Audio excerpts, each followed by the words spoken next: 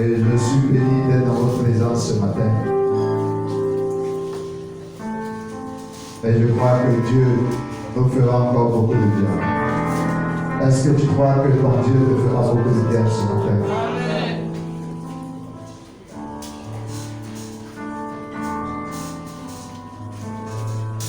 Ce matin, nous clôturons un enseignement que nous avons commencé depuis le mercredi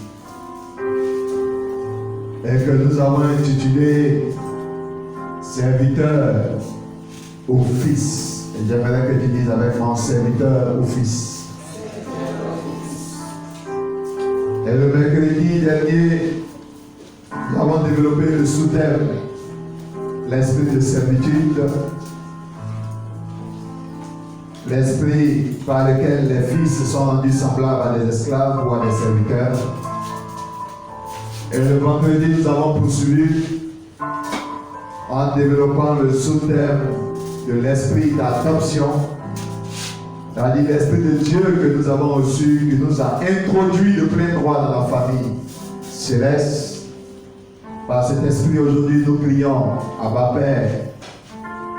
Ceux qui visitent la page de l'église sont au moins entrés en contact avec ces vidéos. Ceux qui n'ont pas encore fait, je vais vous encourager.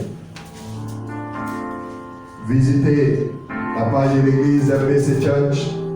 Vous pourrez avoir ces deux enseignements là-dessus. Et ce matin, mon intervention a pour but de clôturer cet enseignement de ce matin. Ce matin, j'aimerais que vous sachiez quelle est la différence entre un fils et un serviteur. J'aimerais que tu dises encore avec moi, un fils et un serviteur. Vous allez certainement vous demander, mais en quoi cet enseignement pourrait être important pour moi si je fais la différence entre un fils et un serviteur? Écoutez les frères et sœurs. Dès que vous naissez dans une famille, vous naissez généralement bébé. Et à un moment, vous devenez un homme. Et quand vous êtes devenu un homme, il y a un statut que vous avez qu'on appelle un statut de fils. Il y a des choses que vous ne pouviez pas faire, avoir ou être quand vous êtes enfant. Donc vous serez rendu capable quand vous devenez des fils. Alléluia. C'est pourquoi la Bible dit, en Ésaïe 9, à partir du verset 5, un enfant nous est né, mais un fils nous est donné. Qu'est-ce que je veux te dire? On est enfant et on devient un fils. Tous les enfants ont la capacité ou ont le potentiel de devenir des fils. Quand je dis fils, que tu sois un homme, que tu sois une femme, je parle d'un statut de fils.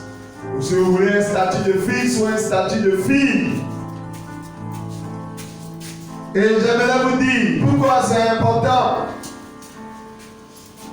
Tout ce que vous recevez dans la vie dépend de ce que vous êtes. Tout. Écoutez, vous ne pouvez pas donner. Une maman ne peut pas mettre son sein dans la bouche de son enfant qui a 30 ans. Pourquoi? Parce qu'il a l'âge de manger la nourriture solide.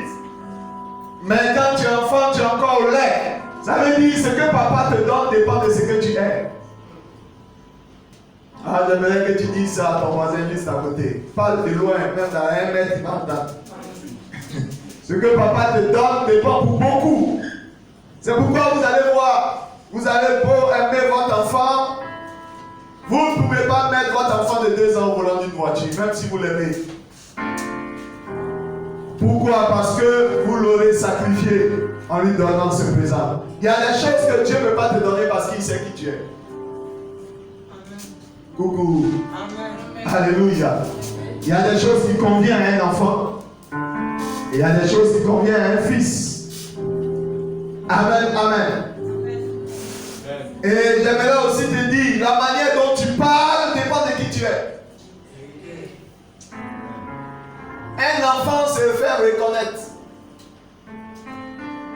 En français, on dit il est génial. Et tout le temps, il est là en train de pleurer, en train de crier.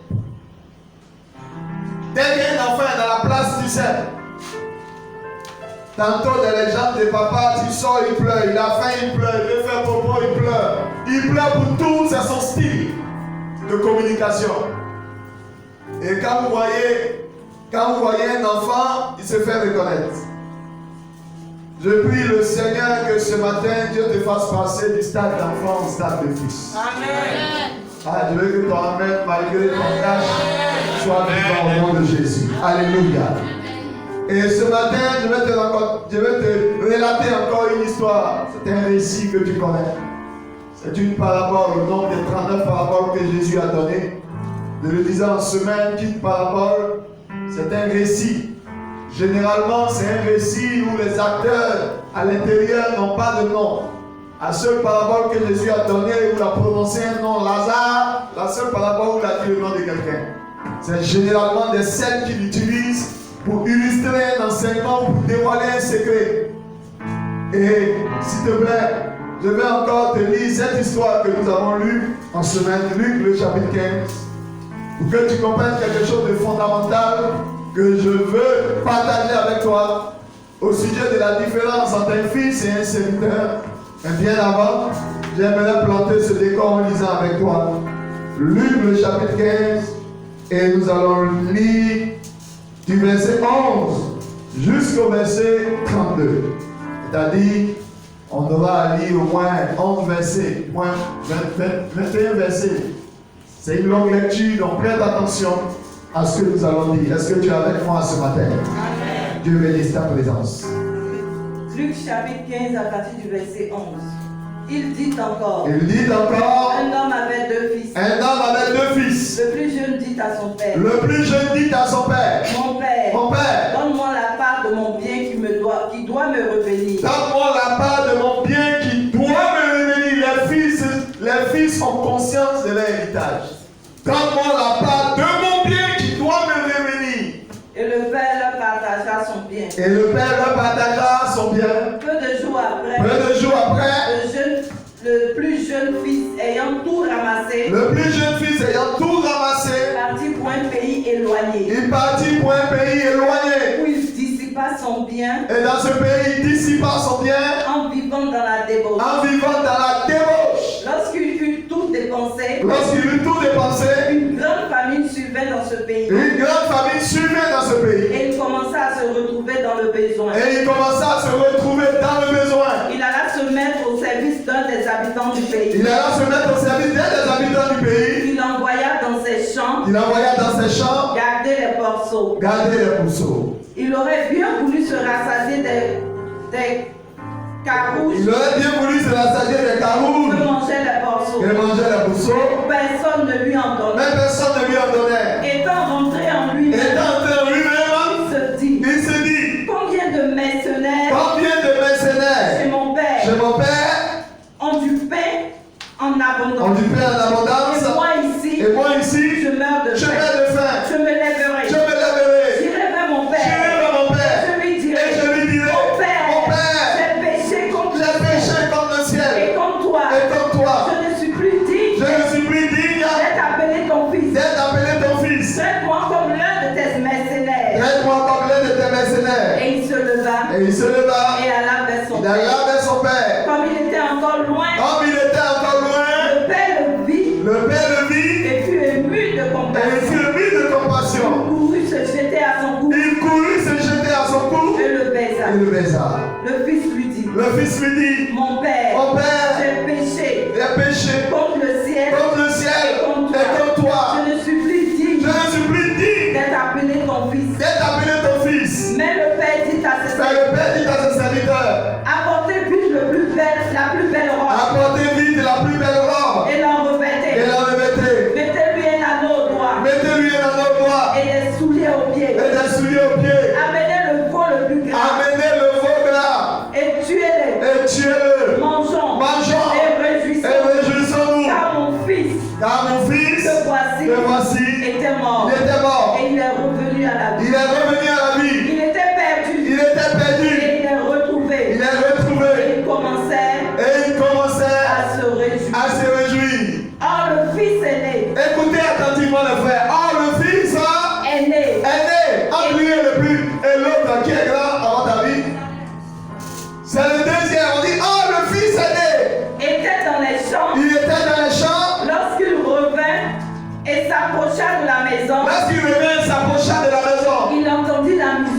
Il entendit la musique et les danses. Il appela un de ses serviteurs. Et lui demanda ce que c'était. Ce que c'était. Ce serviteur lui dit. Ce serviteur, il n'a pas appelé papa. Il a appelé qui? Un de ses serviteurs. Vous allez remarquer que l'autre enfant, qui est le plus petit, lui, quand il a un bobo, il dit je vais l'amener, je vais mon père. Mais lui, il veut se renseigner dans sa propre maison, il appelle un serviteur. Continue de lire. Ce serviteur lui dit, ton frère est de retour. Donc c'est un serviteur de la maison qui va lui donner l'information sur ce qui se passe dans sa maison. Il est l'aîné de la maison. Mais si vous voulez, c'est le boy de la maison. Il lui donne l'information sur l'événement qui se passe dans sa maison dont le père est l'auteur. Allez-y comprendre ce que ça veut dire. Ton frère est de retour. Il dit en fait, tu veux savoir, ton frère est de retour. Et parce qu'il a retrouvé en bonne santé. Et parce que ton père l'a retrouvé en bonne santé. Ton père a tué le veau gras. Ton père a tué le veau. On n'a pas dit un veau gras, c'était un seul animal. Ça, on ne touche pas ça. C'est un événement spécial. Ton père a tué le veau gras. Mais chaque matin, on entretient le veau là. On ne sait pas c'est pour qui on entretient. Ah, je prie le Seigneur que ce genre de veau là soit tué à ta maman. Écoutez, quand vous allez comprendre ce texte, vous allez savoir pourquoi il y a de la joie quand une seule âme fait pas. Ce texte là, c'est une illustration de ce qui se passe au ciel. C'est pourquoi on est en train de parler des choses du royaume. Si tu es attentif, tu vas comprendre profondément ce que je vais te dire. Dans le ciel, si tu veux voir un vieux chrétien, mais si un païen ou si quelqu'un vivait dans le péché, il se retourne vers son Dieu, il y a une fête au ciel. Maintenant imaginez, tu es là, tu es converti, tu as accepté Jésus-Christ il y a longtemps, et parce que ton frère qui vivait dans le péché, il s'est retourné dans le roi de Dieu, et on est en train de fêter parce qu'il s'est retourné, et toi tu es là, tu te fâches. Est-ce que vous savez qu'il y a des chrétiens qui s'en foutent de ceux qui meurent dehors? Il y a des chrétiens qui s'en foutent que le frère qu'on ne voit plus est encore dehors. Ils s'en foutent. Au contraire, même quand le frère revient, qu'on lui donne toutes les attentions, il est dérangé. Écoutez, frères et sœurs, dès que vous êtes dans une mentalité, vous êtes une sorte de chrétien qui ne peut pas avoir certaines choses. C'est ça que je suis venu te révéler ce matin. S'il te plaît, sois attentif, Dieu va te bénir. Écoutez, ce texte-là, c'est l'illustration parfaite de ce qui se passe dans la famille royale. Le monsieur qui a ses fils-là, c'est Dieu. Et ces fils-là, c'est toi et moi. Amen. Maintenant, ce matin, tu vas sortir d'ici. On va savoir si toi tu es le fils qui est le plus petit. Ou dans la famille, là, toi tu es le fils le plus. Aidez-moi. L'aîné. Alléluia. Je te laisse terminer. Verset 28. Il se mit en colère. Il se mit quoi? En colère. Il se mit en colère. Pourquoi? Parce qu'il y a une fête dans la maison en l'honneur de son petit frère qui était perdu. Continue de lire. Elle ne voulut pas entrer. Regardez pourquoi il s'est fâché. Non seulement il s'est fâché, mais il a refusé de participer à la fête. Faites attention quand les autres sont en joie. Et vous êtes en colère parce qu'on le célèbre. Est-ce que je parle à quelqu'un? Amen. Écoutez, tout de suite, une voiture renverse un enfant. Nous tous ici, on va dire, vraiment, pourquoi? Parce que l'homme naturellement est sensible. Il y a la pitié en lui. Mais celui qui peut se réjouir avec toi, c'est celui qui a le cœur avec toi. C'est pourquoi la Bible dit, pleurons avec ceux qui pleurent, mais aussi réjouissons-nous. Il y a des gens qui ne peuvent que pleurer avec toi. Quand tu es dans le malheur, tu es des adeptes de funérailles. Mais ils ne peuvent pas partager ta joie. Fais attention quand quelqu'un peut rire avec, quand quelqu'un peut pleurer avec toi, mais il ne peut pas se réjouir. C'est-à-dire, il aime beaucoup plus quand tu es dans le malheur, quand tu es dans le bonheur. Là, on va se comprendre ce matin. On est là pour se comprendre. Allez, continue de lire, s'il te plaît. Il se mit en colère. Il se mit en colère. Et ne voulut pas rentrer. Et il ne voulut pas rentrer. Son père sortit. Écoutez ce que son père va lui dire. c'est ça qui m'intéresse ce matin. La Bible dit son père a fait quoi? Il est sorti. C'est un bon papa. Regardez, son fils a péché, il est de loin. Le papa court vers la rencontre de Dieu. Vous savez, Dieu est un bon Dieu. Le jour où tu as pris la décision de laisser ton péché, tu n'es même pas encore venu vers lui, c'est lui qui va à ta rencontre. Il y a un seul père qui n'a pas besoin d'attendre que tu viennes. Il va vers toi. Amen. Le Père d'amour, c'est Jésus-Christ de Nazareth. La Bible dit Dieu a tant aimé le monde qu'il a envoyé. Écoutez, la vie chrétienne, c'est Dieu qui vient vers toi. Amen. La religion, c'est toi qui vas vers Dieu. C'est pas pareil. Est-ce qu'on se comprend? Je dis la vie chrétienne, hein? C'est Dieu qui vient. Dieu il vient vers toi. Mais dans la religion, c'est toi qui te forces. Ah, je prie le Seigneur. Écoutez, personne ne peut atteindre Dieu par ses forces. Il n'y a pas une fusée pour aller vers le ciel. Si Dieu ne te fait pas grâce d'être avec toi, tu ne peux pas vivre la vie de Dieu. Ah, tu veux que ton amen là soit. Amen, amen, amen. Écoutez, tu peux continuer de lire. Son père sortit. Son père sortit. Et le pria d'entrer. Mais il répondit à son père. Voici, il y a tant d'années que je te sers. Oh, voilà la prière des chrétiens. Il y a tant d'années que je chante à l'église. Sans avoir jamais transgressé ses ordres. Il y a longtemps que je chante à l'église. La petite fille qui vient d'arriver, c'est elle qui s'est mariée. Je vis dans la sainteté. Je ne vis pas dans la publicité. Mais les gens qui vivent façon dans l'église, c'est elle que Dieu visite. Écoutez, dès que vous priez comme ça, vous êtes une sorte de chrétien. Un chrétien de compétition et de concurrence. La rivalité est dans ton cœur, tu es jamais vendu au péché. Tu es un you sort board spirituellement. Je ne sais pas, tu vas atteindre quel but. Mais tant que ta vie dépasse les autres, tu es à l'aise avec toi. Voilà pourquoi tu ne peux pas te réjouir avec les autres. Puisque toi, tu te réjouis quand la chose est à ton niveau ou quand la chose est en dessous de ton niveau. Ah, ce n'est pas la vie de Dieu. Alléluia. Amen. Ah, ne dis pas Amen seulement quand ça t'arrange. On dit Amen à la parole et à la vérité de Dieu. Continue de lire. Voici, il y a tant d'années que je te sers. Il dit, regardez pourquoi il est fâché. Il dit à son père, voici, il y a tant d'années que je te sers. Sans avoir jamais transgressé tes ordres. Premièrement, regardez son diplôme. Il sert son papa et il n'a jamais transgressé ses ordres. Un bon enfant a déjà eu des problèmes avec son papa. Vous savez pourquoi il n'a jamais transgressé les ordres de son père? Parce qu'il est loin de son père. Quelqu'un qui est en contact avec son père peut manquer à son père de temps en temps. Même si ce n'est pas volontaire. Essayez de parler à quelqu'un. Écoutez, il n'y a pas de relation sans heurte. Mais une servante dans une maison, elle peut tout faire pour ne jamais avoir de problème avec sa maîtresse. Vous savez pourquoi? Il y a entre elle et sa maîtresse une relation professionnelle. Or, les enfants de la maison, entre eux et leur père, il y a une relation d'affection. C'est pas pareil. Coucou. Amen. Regardez, il y a des frères dans l'église ici. Tant que vous ne le côtoyez pas, vous n'aurez jamais de problème avec eux. Mais les frères avec qui vous êtes en communion permanente, ils vous ont déjà manqué au moins une fois. Il y a des gens qui s'étalent de ce que moi, je suis un homme sans problème.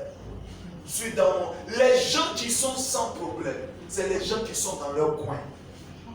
Qui vivent en communion avec personne, qui sont des sortes d'autarcie spirituelle. Quand tu es loin des gens, tu as le temps d'être un avide. Parce que tu n'es pas au milieu des gens. Tu es à l'écart et tu les observes. J'aimerais que tu n'oublies pas, sur un terrain de football, ceux qui reçoivent des trophées, ce ne sont pas les amis. Ce sont ceux qui sont en train de compétir. Toi qui n'aimes pas te mélanger, c'est à toi que je vais parler. Amen. On ne peut pas remporter une coupe sans mouiller son maillot. Sans frotter les autres, on ne peut pas. Alléluia. Et je prie le Seigneur que ton esprit s'ouvre ce matin. Amen. Tu ne peux pas être en famille Et puis, ne pas être en communion avec tes frères. Tu ne peux pas être plus en contact avec le boy de la maison qu'avec ton propre frère. Tu vas comprendre qui appelle le boy de la maison. Il y a une fête chez toi, c'est au serviteur qui devra te renseigner qu'est-ce qui arrive à mon frère. Si tu ne peux pas savoir ce qui arrive à ton frère, si ton père n'a pas pu te donner l'information, toi qui es l'aîné, ça veut dire que tu es loin de la famille. Alléluia. Est-ce que je parle à quelqu'un ce matin? Amen. Vous pouvez être dans le même lieu avec des gens sans être en communion avec eux. Je te laisse terminer ta lecture. Sans avoir jamais transgressé tes ordres. Sans jamais avoir transgressé tes ordres. Et jamais tu ne m'as donné un chevaux pour que je me réjouisse avec mes amis. Ce qui me touche encore, regardez ce qu'il dit. Il dit, tu m'as jamais donné un chevaux pour que je me réjouisse avec qui? Mes amis. Ça pensait où encore? Dehors! Il n'a jamais dit, tu n'as jamais fait une fête à mon honneur dans la famille. Il dit, non, tu ne m'as pas donné un chevaux pour que j'aille me réjouir avec mes... Ah, son petit frère, on a dit de faire une fête pour lui dans la maison, avec papa. Maintenant, je vous pose la question, comment on peut servir son père durant des années en étant dans la loyauté, mais être dans la misère? Comment on peut être correct envers son père qui est riche? Parce que regardez, quand il dit tu as le bon gras, il dit tu ne m'as jamais donné un chevaux, ça veut dire au moins le père avait un cheptel qui était là. Il y avait les animaux qui étaient là, on les tuait à des occasions de fête. Mais comment on peut servir un père qui a une telle abondance, qui a une telle hauteur, qui a une telle richesse? Durant des années, on le sait. Et puis il dit, je t'ai servi loyalement. Maintenant, regardez. Pendant que lui sert loyalement, on tue le veau gras pour un gars qui a longtemps, il a entraîné dans quoi? Il revient fraîchement de la prostitution. Mais il a eu le courage de dire, j'irai vers mon père. Je lui dirai, père, j'ai péché contre toi et contre le ciel. Écoutez, frères et sœurs. Et c'est pour lui là, fraîchement de la prostitution, qui s'est descendu. Lui, on tire un programme pour lui. On change sa robe, on lui donne la plus belle robe du royaume.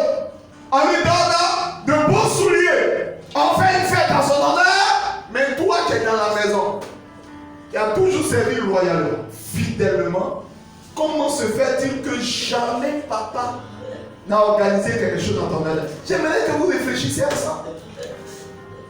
Je vais vous dire quelque chose qui va vous choquer. Vous pouvez être dans l'église, avoir même une attitude correcte et ne jamais bénéficier de certaines bénédictions de l'Éternel. Pourquoi? Je vous le dirai tout à l'heure. Beaucoup d'enfants de Dieu croient qu'ils peuvent acheter les grâces de Dieu.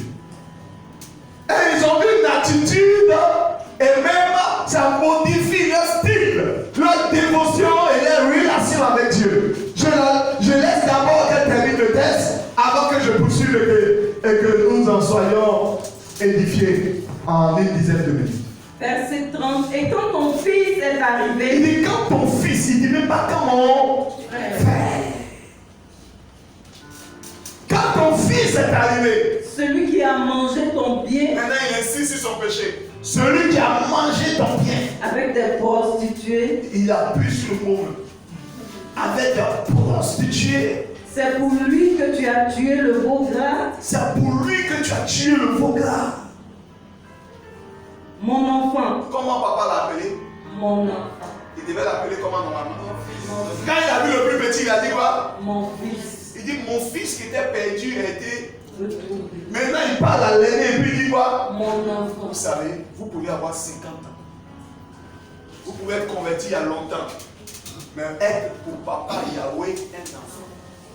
Et un enfant là, il est dans la maison, il peut servir loyalement, mais il ne va rien recevoir. Mais il y a des choses qu'on doit faire un enfant. Amen. Alléluia.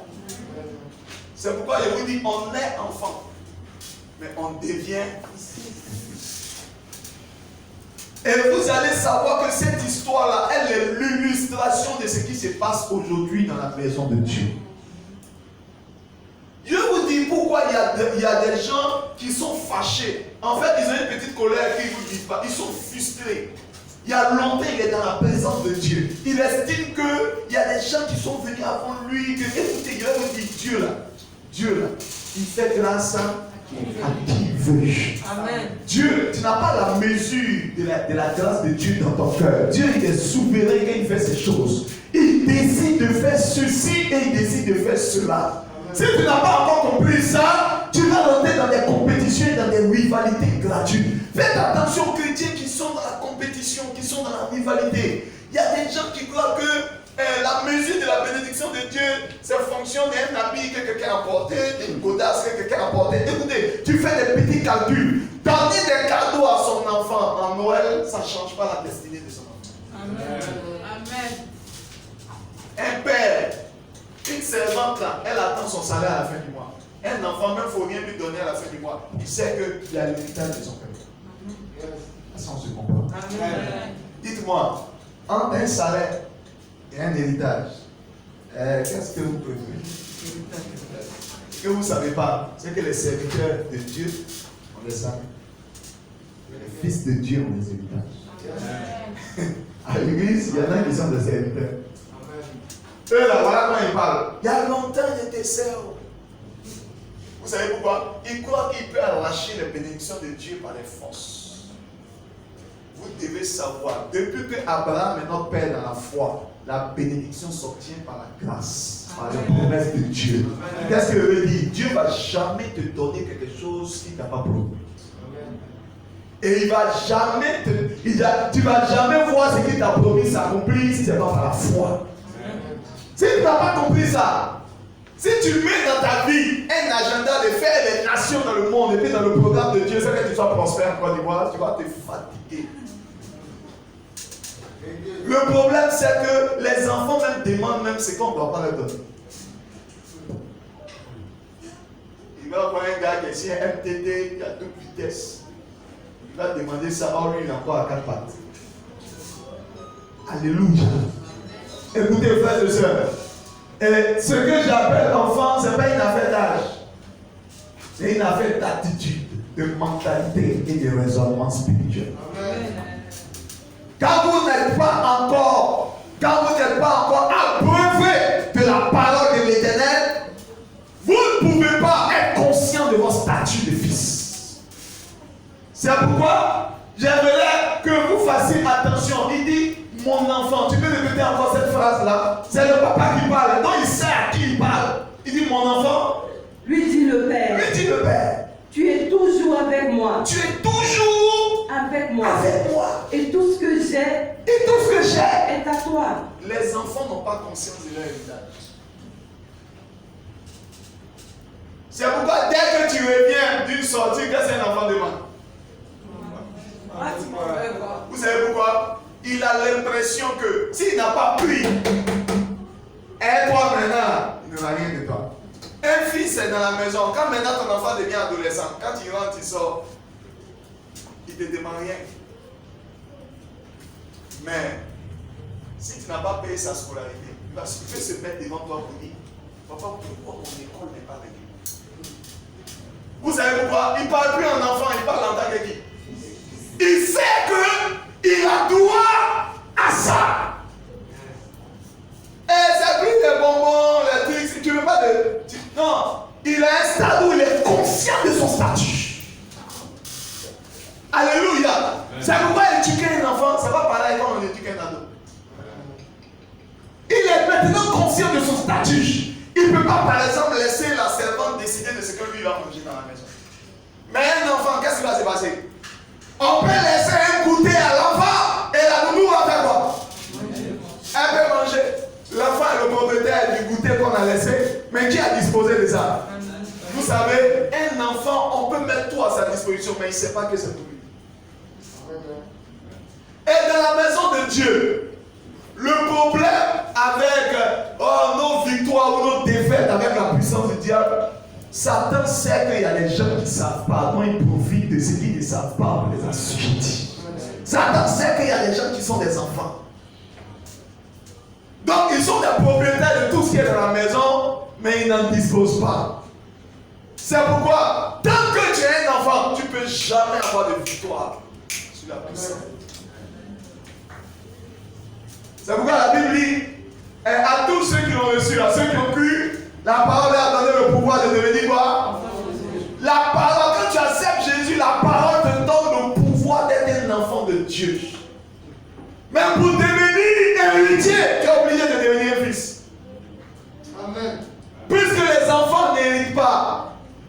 Si tes parents meurent et qu'ils étaient des milliardaires, si tu as 3 ans, on va attendre que tu aies 18 ans pour que tu disposes des biens. Or, depuis 3 ans, tu en as le propriétaire.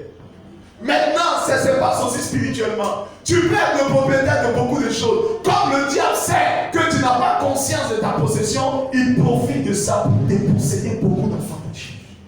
Il y a des gens, c'est dans cet état-là, qui pètent de grossesse. Il y a des gens, c'est dans ça qu'on leur ravit ceci, on leur ravit cela. Pourquoi? Parce qu'ils acceptent des choses que normalement ils ne devaient pas accepter. Regardez ce que la Bible dit en Galates 4 à partir du verset 1. Est-ce que tu es avec moi? Amen. Je prie le Seigneur qu'il rende ta compréhension aisée ce matin. Amen. Que ton spirituel en soit impacté. Amen. Et que tu grandisses spirituellement. La Bible dit Jésus croissait en stature, en grâce devant Dieu et devant les hommes. Je prie que tu croisses en stature, que tu croisses en sagesse. Amen. Si tu es loin de la parole de Dieu, tu ne peux pas grandir. Si tu es loin de l'énergie spirituelle, tu ne peux pas grandir. Amen. Si tu ne médites pas la parole jour et nuit, tu ne peux pas grandir. Si tu ne laisses pas Dieu ouvrir ton entendement par les enseignements, tu ne peux pas grandir. Si tu ne cherches pas à multiplier ta communion avec Dieu, tu ne peux pas grandir. Loin de la nourriture, un enfant ne peut pas grandir.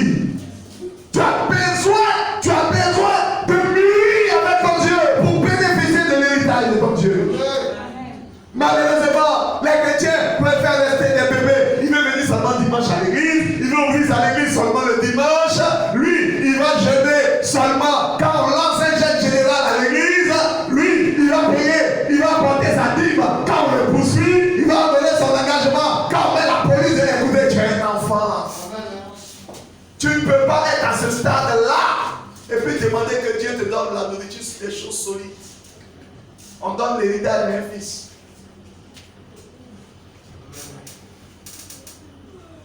Alléluia. Amen. Un jour, j'étais en train de prier et puis le Seigneur me dit, tu sais pourquoi vous avez du mal à m'honorer? J'ai dit non, Seigneur. Il dit, il a validé ta vie. Il n'a jamais dit un enfant dans son père.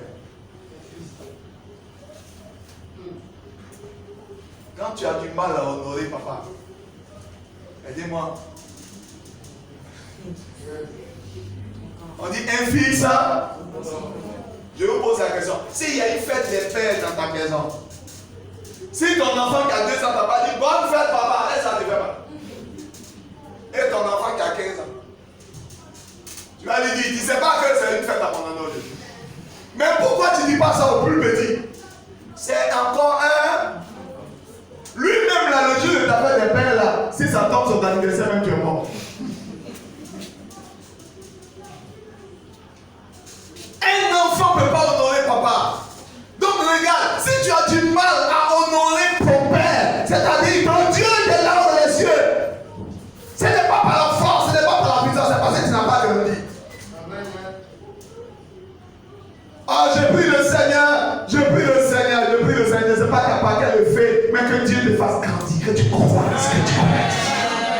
Quand on n'a plus besoin de te dire, non, ne fais pas ceci, non, ne fais pas cela, les enfants, c'est ton Dieu, il dit, ne touche pas la tête de toi, ne monte pas sur le fauteuil, ne fais pas ceci, on ne fait pas de but ici. Attention, si tu es obligé de dire ça tout le temps, l'enfant est sous des tuteurs, l'enfant est sous des administrateurs, tu ne peux pas laisser l'enfant seul dans la maison, tu es obligé de mettre quelqu'un à côté de lui pour le surveiller. Écoutez, si on est obligé d'être tout le temps à côté de toi, on est obligé de te dire, ne fais pas ceci, ne fais pas cela, ne fais pas ça, tu es un enfant.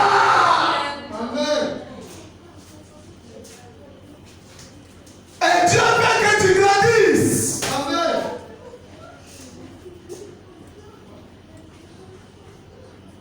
Est-ce que tu peux grandir? Est-ce que tu peux grandir? À moi, si tu peux grandir aujourd'hui, en même temps, même ça va le faire. Regardez ce que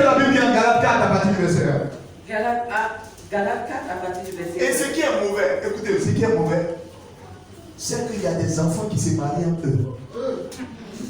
Et leur foyer devient classe de maternelle. Et pépé moins. C'est pourquoi la Bible dit l'homme quittera et s'attachera. On n'a jamais dit un enfant. Ce qui crée des problèmes aujourd'hui, c'est que tes enfants sont ensemble. Et puis ils veulent avoir d'autres enfants. On confie l'éducation d'un enfant à un adulte, à un homme. Je prie le Seigneur que si tu es enfant, que tu as marié un enfant, que tu attends que vous grandissiez avant qu'il vous donne de l'enfant. Dans votre classe de maternelle est claire. Pour vous-même, ce n'est même pas maternelle, c'est garderie. Ce n'est pas crèche. Je prie le Seigneur de nous aider. S'il te plaît, dis Amen à cela. C'est une prière que je formule de tout cœur. Continue de lire, Galates 4, à partir du verset 1, écoutez attentivement. Or, aussi longtemps que l'héritier est enfant. Regardez le problème. Dans la maison, il y avait combien d'héritiers? Dans la maison, l'histoire qu'on a lu, il y avait combien d'héritiers? Mais il y avait un héritier qui était quoi? Un enfant. Aussi longtemps que l'héritier est enfant, je dis qu'il ne diffère en rien d'un esclave. Est-ce un esclave est dit? Vous savez, le problème, c'est quoi? Pourquoi il dit serviteur ou fils? On peut nous tous avoir le même papa. Mais si d'autres sont des enfants, ils vont se comporter comme des esclaves ou des serviteurs. Dans la propre maison de leur père. Regardez, il est dans la propre maison de son père. Et puis pour aller tuer un chevreau, pour partager avec ses amis, il attend. Il y a des années, lui il est dans la maison, il attend. Lui il travaille son enfant, vous savez, il veut se faire remarquer par son papa, par quoi? Écoutez, votre enfant, si votre enfant a accès à votre frigo, parce que le jour là, il a lavé toutes les chambres de la maison, c'est plus votre enfant, c'est une servante.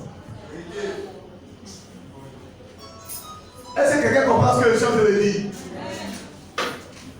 Qu'est-ce qu'on donne à une servante? C'est la récompense de ses efforts. Qu'est-ce qu'on donne à un fils? C'est son héritage. C'est-à-dire qu'il n'a rien à faire pour recevoir ça. C'est parce que seulement il est ton sang et ta chair. Si vous êtes né de Dieu, que vous avez un statut de fils, vous allez prendre conscience que Jésus règne, vous devez régner aussi. Jésus a autorité sur les démons. Vous devez avoir autorité sur les démons. Écoutez, Jésus est saint, vous devez être saint. Écoutez, Jésus ne s'est pas laissé tenter par la maladie. Aucune maladie ne peut vous assiéger. Vous commencez à prendre conscience de votre autorité. Vous commencez à prendre conscience que vous avez le pouvoir de marcher sur les serpents et les scorpions et rien ne pourra vous nuire. Vous commencez à régner et à dominer. Vous commencez à prendre conscience que bien au contraire, je dois refléter l'image de mon Père. Un enfant ne peut pas avoir ce sursaut dans le cœur. Et beaucoup de chrétiens, ils ne peuvent pas mener des combats spirituels seuls. Beaucoup de chrétiens ne peuvent pas prendre des initiatives. Beaucoup de chrétiens ne comprennent pas qu'ils doivent faire venir le règne de Dieu là où ils sont. Beaucoup de chrétiens ne comprennent pas qu'ils doivent être des sujets de bénédiction pour leur entourage. Pourquoi? Parce qu'ils n'ont pas grandi mentalement. Quand ils viennent dans l'église, ils sont en mode de réception. Vous savez, un enfant n'arrête jamais de demander. C'est le signe phare d'un enfant. Écoutez, quand il vient à l'église, voilà sa prière. Seigneur, s'il m'a à l'église, s'il te plaît, il faut faire quelque chose. Il dit jamais, j'arrive à l'église, il dit, utilise-moi pour faire. Un enfant est comme ça. C'est un entonnoir. Tu verses des terres sur moi, mais il demande toujours. Bon, il y en a même, c'est même pas un entonnoir, il y en a qui sont devenus des éponges. Tu mets, mais ça ne tient pas. Écoutez, un fils, à un moment, lui, il veut donner. C'est pourquoi la Bible dit c'est un fils qui peut honorer son père. Quand tu n'es pas devenu un fils, honorer ton papa ne te dit rien. Écoutez, là où vous êtes là, il y a beaucoup qui sont là qui disent Seigneur, fais au moins, il va avoir quelque chose. Je veux au moins aider la famille. Il y en a qui ont cette prière là. Pourquoi maintenant tu cherches à aider la famille? La famille t'a aidé il y a longtemps. Quand tu es devenu un fils, tu cherches ta contribution pour faire avancer la famille. Quand tu deviens fils du royaume, tu cherches à contribuer à l'avancement de l'œuvre de Dieu. Tu ne cherches pas à demander seulement. Tu ne cherches pas à demander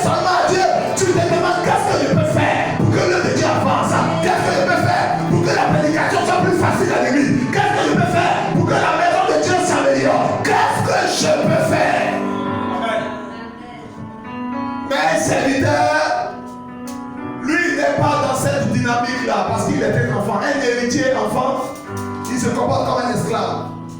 C'est-à-dire, lui, quand il vient à l'église, il cherche à impressionner. Le jour où votre servante veut vous impressionner, elle va faire briller les carreaux d'une manière. Mais je vais vous dire la vérité. Votre servante peut laver la maison de 6 heures. De 6 heures du matin à 18 heures. Et puis votre enfant a dormi. Il s'est réveillé à 10 heures. Ce que lui va manger à votre table, la servante, elle, tout son travail de 6 heures à 18 heures, elle ne va pas ça. Est-ce que c'est vrai ce qu'elle dit? Vous savez pourquoi? Un fils, il mange à la table de son père. Une servante, elle sert à la table. Elle ne mange pas. Or, c'est elle qui fait la table. Ce n'est pas par tes efforts que tu atteins Dieu. Quand tu deviens un fils, c'est pourquoi j'ai intitulé cela serviteur au fils. Normalement, ce dimanche-là, tu dois savoir qui tu es.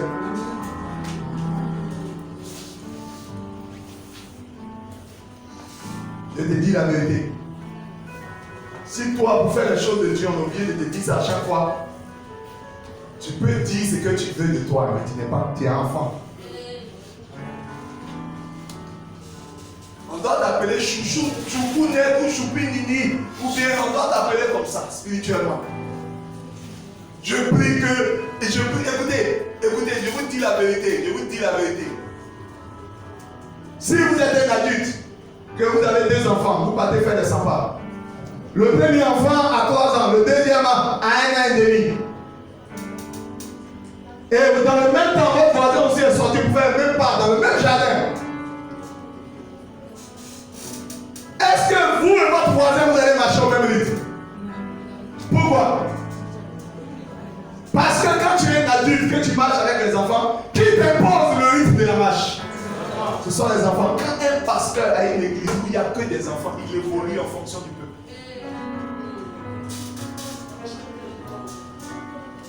On se comprend? Amen. C'est-à-dire qu'il ne peut pas marcher vite. Pourquoi? Il n'y a que des enfants. Ah, la Bible dit, si l'héritier est un enfant, il n'y a pas de différence entre lui et un esclave. C'est-à-dire, il y en a qui seront des fils dans l'église et il y en a d'autres qui seront comme des esclaves. Et ils peuvent être dans la maison, ils vont bosser, ils vont travailler, mais ils seront étonnés qu'ils ne voient rien. Vous savez pourquoi? Parce qu'ils sont loin de papa.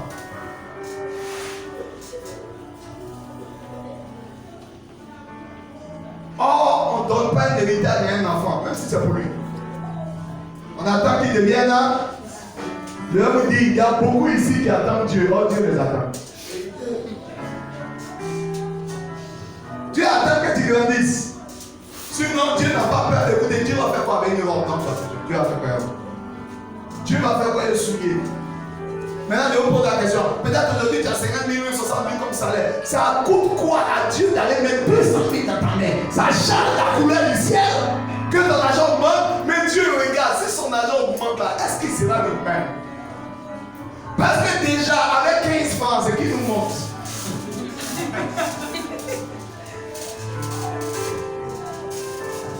Il n'est pas encore très occupé. Il est peu occupé. Mais voici qui nous monte.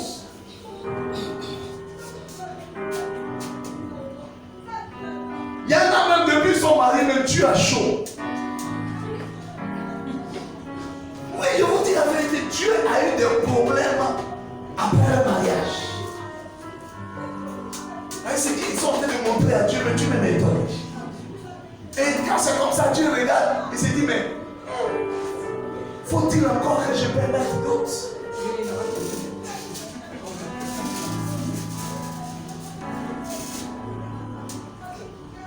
Ce qui m'intrigue dans cette histoire, on ne dit pas comment ça s'est terminé.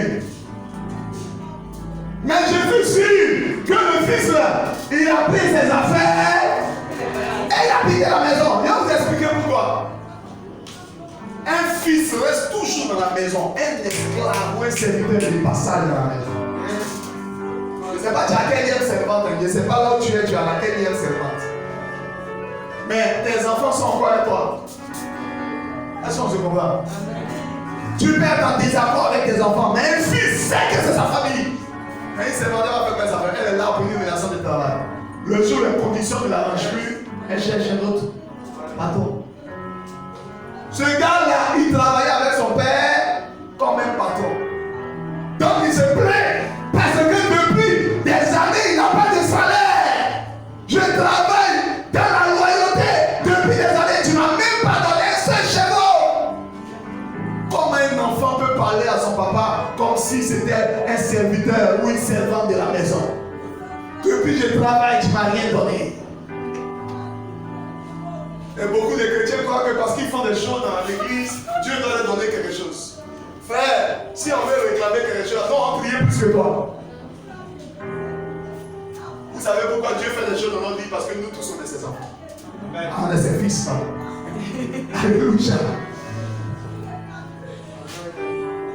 Et c'est pourquoi Jésus dit, quand vous voulez prier, dites quoi? Notre. Il ne dit pas notre Dieu.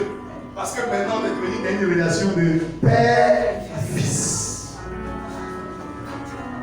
Je prie le Seigneur qui l'ouvre ton entendement. Je prie le Seigneur qui l'ouvre ton entendement. S'il te plaît, dis Amen la bien. Dis Amen la bien. Donc vous comprenez avec moi que les fils qui sont des enfants, il n'y a pas de différence entre l'esclave et eux. Oh, un esclave n'est pas libre. Un esclave, il a encore continué d'aller, vous allez voir. Galate toujours 4. Alors rapidement, je vais terminer. L'héritier est enfant. Tant que l'héritier est enfant, je dis qu'il ne diffère en rien d'un esclave. Il n'y a pas de différence entre lui et un esclave. Quoi qu'il soit le maître de tout. Quoi qu'il soit le maître de tout. Mais s'il est sous les... Mais il est sous des tuteurs et... Regardez, il est héritier, mais il est sous quoi? Des tuteurs. Il est sous des tuteurs. Qu'est-ce que ça veut dire? Il y a encore des gens qui font quoi? Tu le contrôles. Comment quelqu'un qui a accepté Jésus-Christ de Nazareth, il dit la silence des eaux le contrôle. Comment? C'est qui est né de Dieu et de Dieu.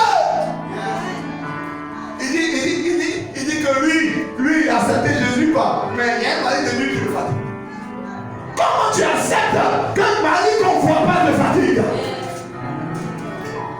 Non, je suis né de Dieu, mais écoutez, la Bible dit, il nous a donné le pouvoir de devenir. C'est parce que tu ne peux pas parvenir à une connaissance de la vérité. Tant que tu es un enfant, tu es encore sous des tuteurs. Quand tu es un tuteur, là, il est comme ton papa était gère. Tu n'es pas encore émancipé. Continue de lire. Des tuteurs et des administrateurs. Tu es encore sous des administrateurs. Mais ce n'est pas toi qui dépends. Ce n'est pas toi qui décides même des choses dont tu dois avoir. Jusqu'au temps marqué. Jusqu'au temps marqué par qui? Le Père. Par le Père. Nous aussi, de la même manière, lorsque nous étions enfants. Paul aussi dit, il y a nous si on était des enfants. Nous étions sous l'esclave des rudiments du monde. On était encore sous l'esclavage des rudiments du monde. Mais lorsque les temps ont été accomplis, Dieu a envoyé son fils, né d'une femme, né sous la loi, afin qu'il racheta ceux qui étaient sous la loi, afin que nous ressuscions l'adoption. Et parce que vous êtes des fils, Dieu a envoyé dans vos cœurs l'esprit de son fils, lequel crie Abba Père. Écoutez, à un moment tu te laisses gérer, les esprits te dominent, tu reçois le Saint-Esprit, l'esprit qui a sorti Jésus-Christ du tombeau. Quand tu reçois cet esprit-là, tu comprends que la vie de Dieu est en toi. Tu l'esprit les choses du monde, tu l'esprit les choses de la terre, de dominer. Et maintenant, ton intérieur peut crier Abba Père. Tu te sens participant de la nature divine et tu comprends que tu fais partie de la famille de Dieu. Les choses de Dieu doivent s'accomplir là où tu es. Le règne de Dieu doit s'accomplir là où tu es. La seigneurie de Dieu doit s'accomplir là où tu es. Tu ne laisses plus les choses te malmener.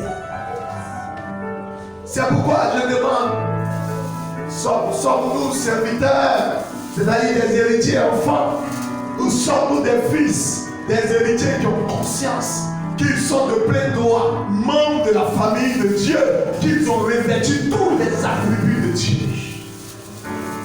Si tu n'as pas compris ça, frère, sœur, tu peux demeurer, mais tu ne seras pas, tu ne dois pas faire respecter le nom de Dieu là où tu es.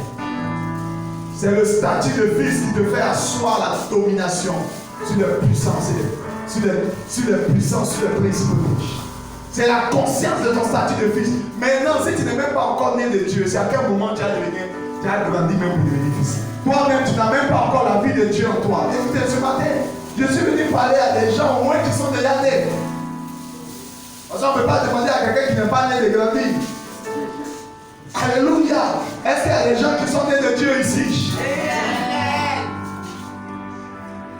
C'est pourquoi les jours qui viennent et la semaine de la Pentecôte, le thème qu'on a donné, c'est avez-vous reçu l'Esprit quand vous avez cru? Quelqu'un qui n'a pas l'Esprit de Dieu, il y a des choses qui ne peuvent pas naître dans sa vie. Il y a des réalités qu'il ne peut pas abattre pour le nom de Jésus là où il est. Non, il sera encore assiégé, dominé par la chair. Il sera conduit par les puissances des ténèbres. Et les gens vont décider à sa place. Frère, quelqu'un qui a reçu l'Esprit, il est libre.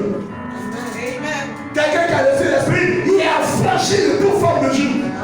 Je prie le Seigneur que tu aies la compréhension de ce que Dieu a accompli pour toi à la croix de Golgotha. Que tu prennes conscience que tu as reçu tout pouvoir. Écoutez, tes fautes d'hier ne t'arrachent pas de la famille de ton père. Si tu as pris conscience de tes fautes, que tu as décidé d'aller vers ton père, il te rétablit de plein droit dans ce que tu es.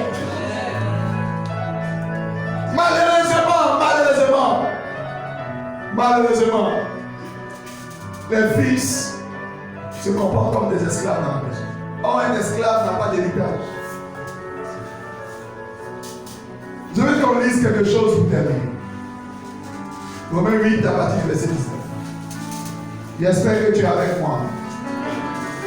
Ah, j'entends pas ton amen. Je dis j'espère que tu es avec moi. Alléluia. Je dis j'espère que tu es avec moi. Dis un amen beaucoup plus vivant. J'espère que tu es avec moi ce matin. Lisons ensemble pour terminer Romains 8, le verset 19. Romains 8, verset 19. Écoutez attentivement les frères. Aussi la création attend-elle avec un ardent désir. Aussi la création attend-elle avec un ardent désir. La révélation des fils de Dieu. Oh God, s'il te plaît, tu peux répondre ça encore. La création attend quoi? Avec un ardent désir, la révélation des fils de Dieu. La création attend avec un ardent désir. La révélation des fils de Dieu. Ah, tu peux répondre ça encore? Aussi, la création attend-elle avec un ardent désir. La création attend-elle avec un ardent désir. La révélation des fils de Dieu. La révélation des fils de Dieu. Continue de lire. Car la création a été soumise à la vanité. La création a été soumise à la vanité. Non de son gré. Non de son gré. Mais à cause de celui qui l'a soumise. À cause de celui qui l'a soumise. Ok. Avec l'espérance qu'elle aussi sera affranchie. Avec l'espérance qu'elle aussi sera affranchie. De la servitude de la corruption. De la servitude de la corruption. Pour avoir part à la liberté de la gloire des enfants de Dieu. Pour avoir part à la liberté de la gloire des enfants de Dieu. Écoutez, qu'est-ce que ce texte est en train de dire? Le texte dit, la création attend avec un ardent désir la révélation de qui? Les fils de Dieu. Je vais vous dire ce que ça veut dire. Vous voyez la terre, la légende des problèmes. Voilà comment on a même. Les gens des problèmes. Regardez, quand vous regardez le monde là, il y a solution quelque part. Quand vous regardez les dirigeants, les gens sont perturbés. Maintenant la Bible dit, tel le monde est là, le monde même est dans la souffrance. Et le monde aussi, vous ne voyez pas, mais le monde est en train de prier. Le monde attend la révélation des fils de Dieu. C'est-à-dire ceux qui ont pris conscience de leur droit spirituel, ceux qui ont pris conscience de leur autorité, ceux qui sont nés de Dieu et qui ont grandi, qui ont été absorbés par les vérités de Dieu, qui ont compris qu'ils doivent faire venir le règne de Dieu là où ils sont. Le monde même dans lequel on est, le monde aussi attend des vrais chrétiens. Le monde attend des gens qui sont remplis de puissance. Le monde attend des gens qui vont démontrer que Jésus-Christ est Seigneur. Le monde est en soif de ça. Le monde veut voir une gloire qui dépasse à celle des hommes. Le monde a soif. Les hommes politiques veulent voir les personnes de Dieu. Les scientifiques, ils veulent voir la puissance de Dieu. Les hommes, les administrateurs, ils veulent voir la gloire de Dieu. Ils ont soif de ça. Ils les enfants de Dieu se démodent. Je vous dis, les païens, ils critiquent les faux chrétiens parce qu'ils cherchent les frères. Amen. Ils ont soif de ça. Je vais vous donner une petite anecdote.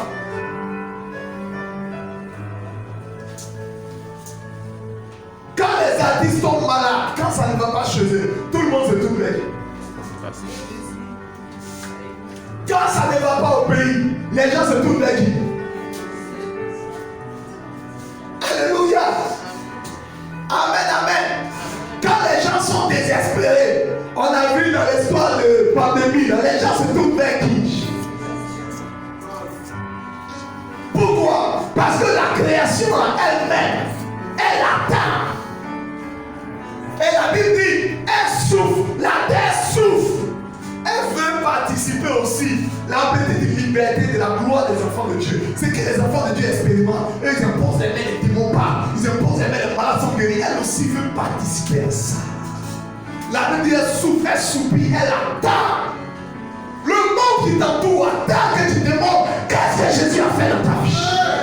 Le monde qui t'entoure attend de voir quelle est la puissance du nom qui t'a sauvé. Le monde attend, malheureusement le monde attend, le monde voit pas. Tu es chrétien, mais rien n'a bougé dans ta famille. Tu es chrétien, mais rien n'a bougé dans ton quartier.